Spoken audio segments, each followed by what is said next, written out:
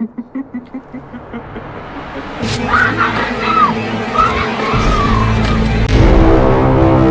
Kak, balik lagi nih. Kali ini kita akan membahas film Korea yang berjudul Midnight. Film ini rilis tahun 2021, bercerita tentang seorang gadis berkebutuhan khusus yang harus berurusan dengan psikopat. Dia tidak sengaja menjadi saksi atas kasus penculikan yang membuatnya menjadi target selanjutnya. Apakah dia berhasil lolos dari psikopat ini? Mari kita bahas alur ceritanya. Tapi sebelum itu kita intro dulu ya.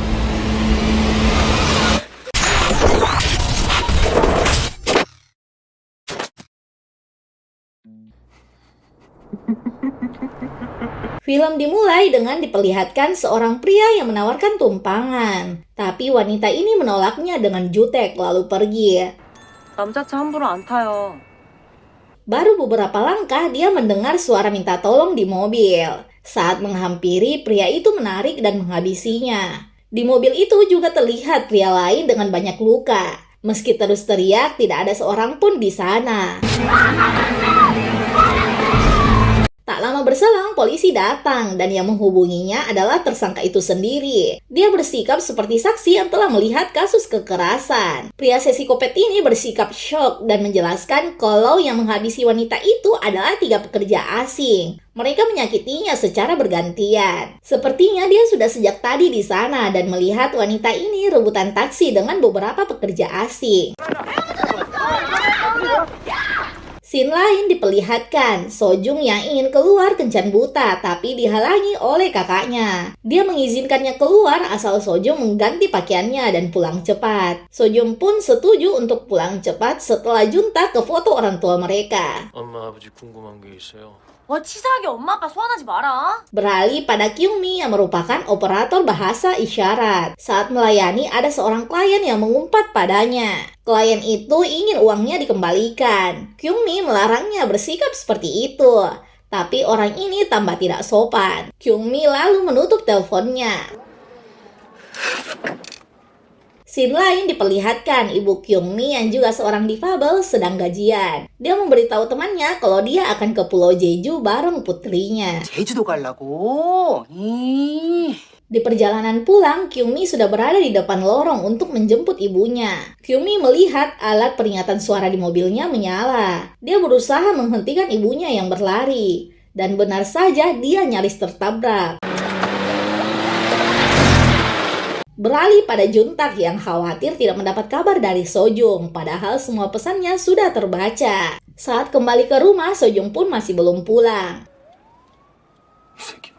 Scene beralih pada psikopat yang menargetkan ibu Kyungmi. Dia melihat Kyungmi menurunkan ibunya dan pergi memarkir mobil. Dia pun mengikutinya dari belakang. Tak lama berselang, Sojung melewati mereka sambil menjawab telepon dari Juntak. Psikopat yang kesal karena keributan Sojung, dia pun mengganti targetnya. Psikopat berlari ke arah Sojung dan kembali ke mobil mengawasi ibu Kyungmi. Next diperlihatkan Kyungmi di perjalanan setelah memarkir mobil. Dia melihat sepatu wanita terlempar di depannya. Diikuti suara minta tolong. Saat ke sana, Sojung memegang tangan Kyungmi dan meminta tolong. Perutnya sudah terluka. Psikopat yang melihatnya datang dan menarik rambut Kyungmi dari belakang. Sojung membuang dirinya ke psikopat agar Kyungmi bisa kabur. Dia berlari berlawanan dengan tempat ibunya menunggu. Kyungmi kembali ke parkiran dan bersembunyi. Saat dia ingin membuka pintu, psikopat mendengar suara dari pintu besi yang berkarat tersebut. Kyungmi berhasil masuk sesaat psikopat datang. Dia kembali menuju mobilnya dan membukanya perlahan. Setelah di mobil, dia menghubungi ibunya dan menyuruhnya untuk menunggu. Sebelum pergi, dia melihat peringatan suaranya. Kyungmi lalu sadar kalau psikopat ada bersamanya. Dia menyuruh Kyungmi untuk menjalankan mobil. Dia pun menginjak gas lalu rem yang membuat psikopat terjatuh ke kursi depan. Kyungmi dengan cepat keluar dari mobil dan berlari menekan alarm dekat ibunya berdiri. Dosik yang merupakan psikopat mengganti pakaiannya dan mendekati Kyungmi. Dia berpura-pura mencari adiknya. Dosik menyebutkan ciri-ciri Sojung. Kyungmi pun menjelaskan kalau adiknya terluka. Saat mereka menuju Sojong, polisi datang dan menemani Do-sik mencari, tapi tidak ada seorang pun di sana. 방과하고 쓰레기 더미들밖에 없어요. 여기 확실하세요? Di kantor polisi, Kyung-mi dikira berbohong atau berhalusinasi karena kebanyakan minum. Do-sik sendiri terus saja melirik ke arah Kyung-mi yang membuat ibunya curiga. Do-sik mengatakan pada Kyung-mi kalau yang dia lihat bukan saudaranya karena dia telah mengirim pesan padanya. 아니라고요. 동생한테 연락이 왔어요. 길이 엇갈렸나 봐. Saat Kyung-mi menulis laporan kesaksian, Jun-tak datang ke kantor polisi. Dia menjelaskan kalau adiknya tadi menghubunginya dan bilang sudah dekat rumah, tapi dia belum juga nyampe. Polisi menyuruhnya bertanya pada Do-sik, Kyung-mi dan ibunya, karena mereka melaporkan hal yang serupa. Jun-tak lalu menunjukkan foto Sojung pada mereka. 이런 애 보신 적 있으세요? 못 봤어. Jun-tak yang bekerja di layanan keamanan dengan mudah mengalahkan Do-sik. Dia terus memukulnya dan bertanya keberadaan Sojung. Tapi Do-sik malah balik mengancam. Dua polisi yang masuk setelah diseret oleh Kyung-mi kaget melihat Jun-tak menodongkan pisau ke leher Do-sik. 내 동생 어딨어? Polisi terpaksa membiusnya. Kyung-mi dan ibunya heran kenapa Do-sik diizinkan pulang. Mereka berusaha memberitahu salah seorang petugas, tapi polisi ini tidak mengerti. Do-sik pun kembali ke mobil tanpa dicurigai. Dia juga memeriksa alamat Kyung-mi yang berhasil dia lihat tadi. 제가 한번 봐도 될까요?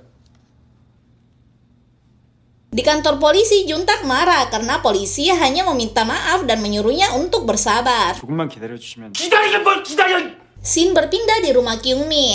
Alat peringatan suara tiba-tiba saja menyala. Mereka mencari asal suara itu yang ternyata seseorang mengetuk pintu dan berusaha untuk masuk.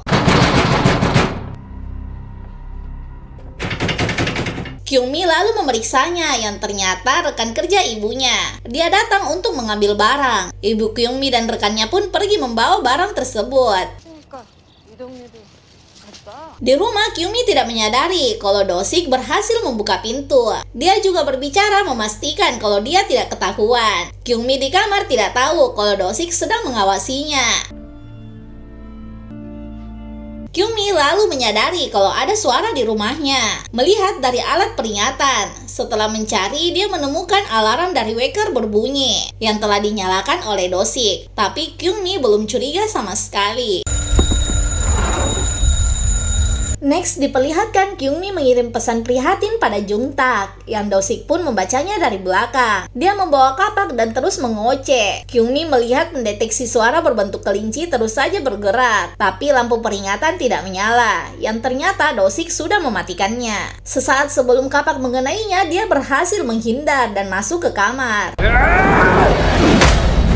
Dia lalu menghubungi ibunya agar jangan pulang, tapi ibunya mengatakan kalau dia sudah di rumah. Kyung-mi berusaha keluar, tapi sadar setelah membaca kembali teks yang ibunya kirim. Biasanya pesan dari ibunya ada salah ketik. Kyung-mi lalu sadar dan melihat Do-sik di celah pintu berusaha menariknya keluar tapi gagal.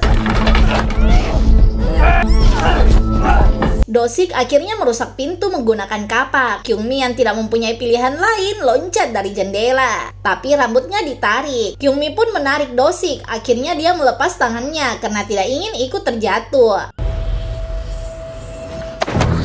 Kyung-mi berlari dengan cepat dikejar oleh Do-sik. Jun-tak yang melihat mereka mengikuti dari belakang. Kejar-kejaran pun terjadi sampai pada akhirnya Kyung-mi terjebak di jalan buntu. Saat Do-sik ingin mendekati Kyung-mi, Jun-tak juga sampai di sana dan ingin menyerang Do-sik. 일단 좀 쳐맞자 이 새끼.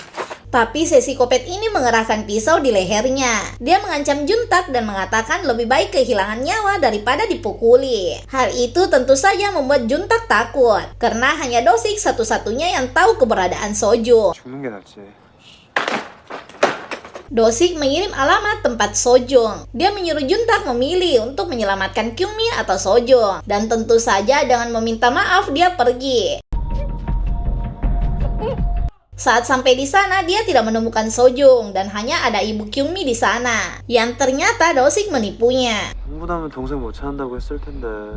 Scene berikutnya diperlihatkan Kyungmi yang berhasil kabur. Dia melempar pasir ke wajah Dosik. Saat kabur, dia melihat Sojung yang berhasil keluar dari mobil dan meminta tolong. Mereka pun bersembunyi. Sesaat Dosik sampai. Meski tadi Juntak meninggalkannya, Kyungmi tetap berusaha menyelamatkan Sojung. Dia menyuruh Sojung menelpon Juntak, sementara Kyungmi mengalihkan perhatian Dosik.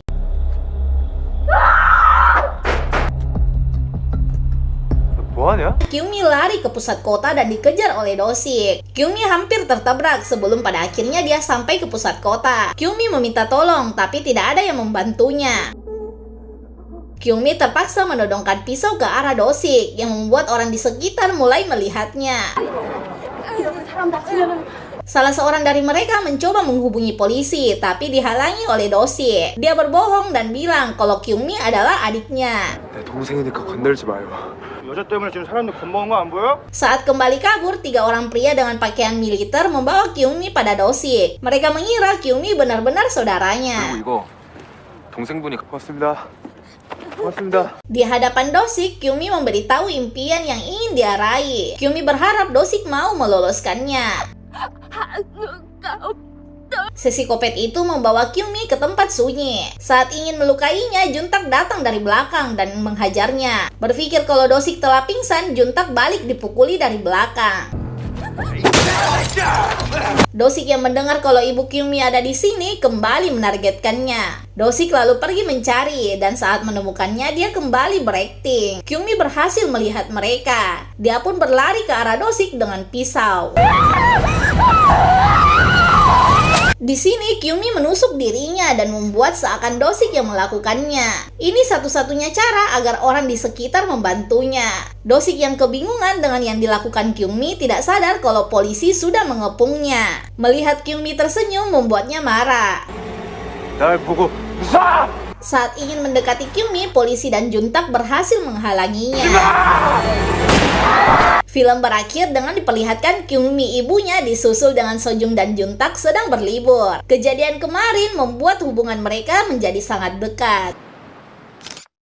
Yap, itu tadi alur cerita dari film Midnight. Buat yang suka film adu jantung, cocok nonton ini. Oke deh kak, mungkin segitu dulu dari Story of Movie. Jangan lupa like, comment, subscribe, dan sampai ketemu di next video. Bye-bye!